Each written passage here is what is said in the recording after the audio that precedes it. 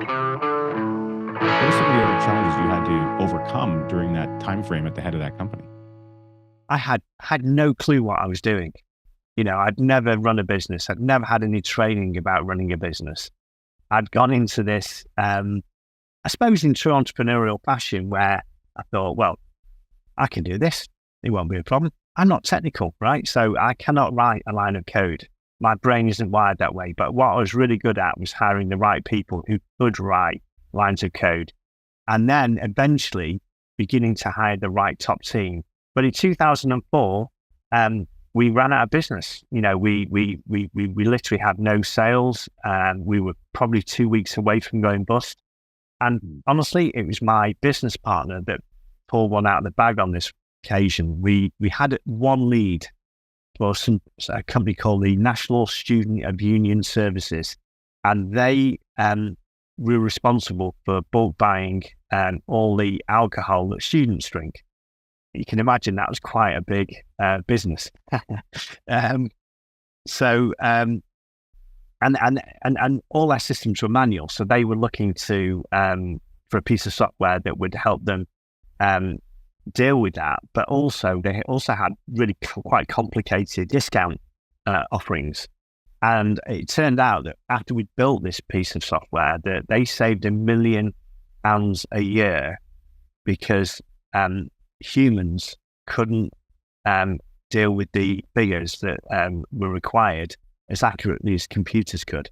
So that was a really unexpected strategic byproduct of what they were doing in terms of building software. But if we'd not won that piece of business, and my business partner went in and knocked it out of the ballpark from a presentational point of view, and we won the business and we survived, but we were within 2 weeks of running out of money and going bust.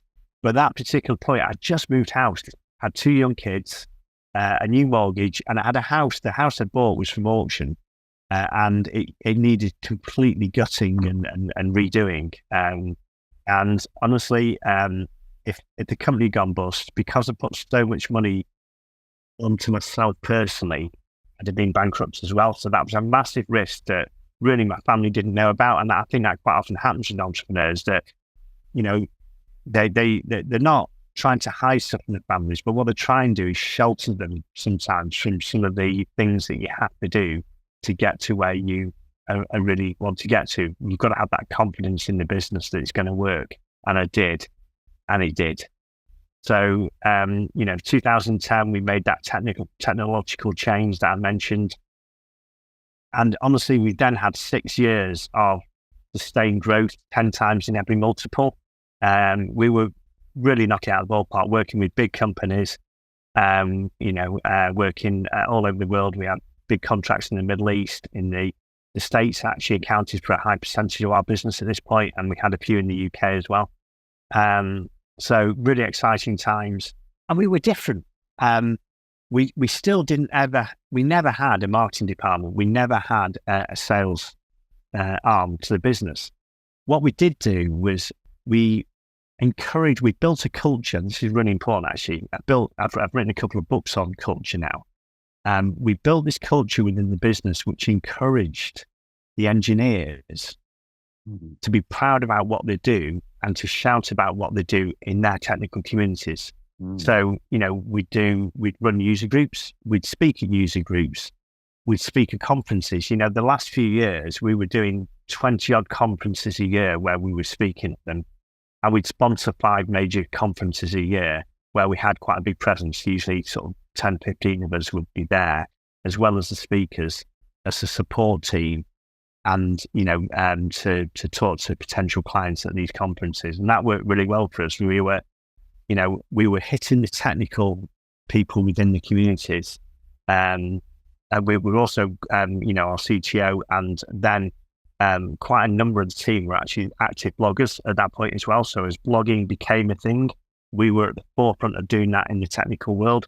And we just built this reputation for being a bunch of experts at what we did.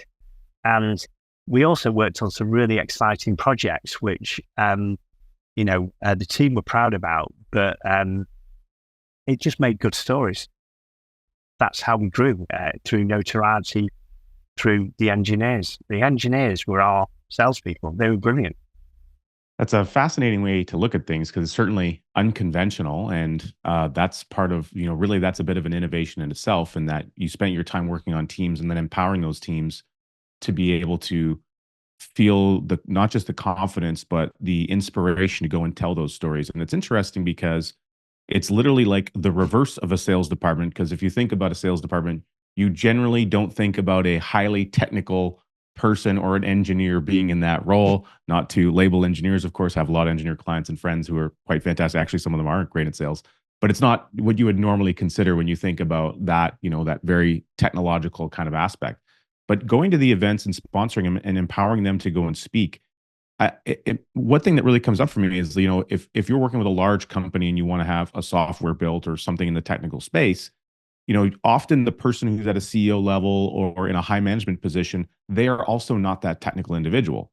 So they're most likely going to refer to who's the most technical, knowledgeable individual on their existing team and ask for a recommendation. And so because you have your technical people talking to the technical peoples of other major firms, it's almost like a backdoor sales technique, which is quite fascinating. It is. And what we did then, so it wasn't quite as unplanned as you might think.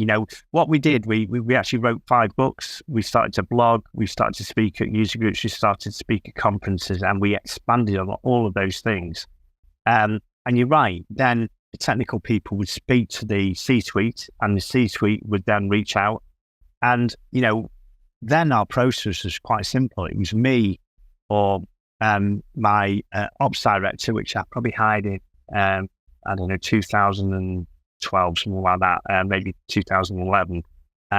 One of us would accompany either the CTO or our technical director into the offices of this company, and we'd have a chat with them. And it was interesting because our tech guys would go toe to toe in a good way, and get a real rapport with their tech guys in the room.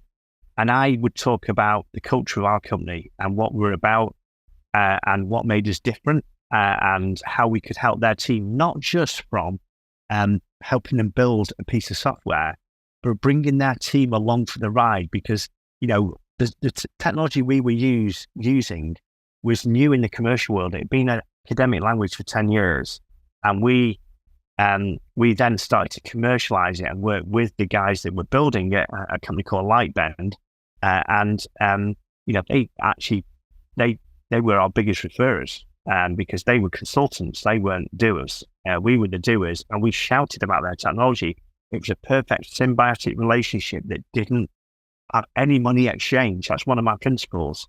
I do not ever, and I've never asked for a kickback from any referrals that I make, because I want to be seen as neutral. I want to be seen for making referrals for the right reason. And I still maintain that, that principle today. I do not take kickbacks for referrals, because we demonstrated expertise and people wanted to work with us, and they wanted their teams to use the technologies we specialize in. And we don't just build technology, we build it and we bring their teams along for the ride. So they learn how to build things for when we leave. That was quite a unique proposition, and worked really well, which meant that we could not quite name our price, because we would never, take advantage of that, but we understood what our value was at that point. Yeah, that's very interesting. And, circling back to the point you kind of mentioned around 2007, where, you putting all your eggs in one basket, a government contract, a 3-month delay, although it was a little early, there wasn't the communication about the uncertainty of the upcoming market correction that was going to take place. I'm curious, what were some of the things that were going through your mind? Having a young family myself, considering the amount of risk that you have, and knowing that you kind of got to put all your chips into this particular, on this table. How was the process overcoming that? If someone's going through that today and they're watching this, what's some of the advice and things that you would give them to as they're thinking through a similar situation and reflecting back on it? Yeah, I think I just had belief in that we could solve the issue, and if we did, then we could move forward and be successful. And it was just belief, whether it was foolish belief or Foresight, I don't know, honestly, but it was belief. And I think you've got to have belief in yourself and belief in your team and belief in what you're doing. If you've got that, then I honestly believe you can get over most issues that you face. We came close, but we always found a way of dealing with the issue. And again, you take those kind of experiences forward into your life now. Nothing phases me anymore. I'm okay.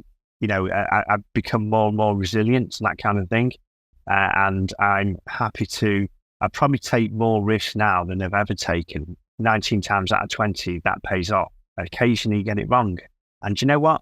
If you get it wrong, and you understand what I think you need to understand what the worst case scenario is. By the way, if you do make those decisions, and you've got to take the decision knowing what the worst case scenario is, and if it's not going to kill you personally or kill the business, then you have to take some decisions along the way that most of the time will come off, but occasionally you'll get wrong, which is fine because you learn from that. You learn much more from that than you do from getting things right every time. And you move forward, and you either adjust what you're doing or you completely pivot what you're doing and change it. And there's been a few instances over the last few years where I've had to do that in both Turner, which is the digital the online estate planning platform, and within EHE as well. We've made some pivots as we've tried something, and that strategy didn't work in the way we expected it to. So we've made some fundamental changes. Well, I'm excited about talking about a few of those changes, how you've adjusted those pivots, and more importantly, a little bit about the innovations you're coming up with and implementing right now as you move forward in your business life. And we'll get to that right after these messages.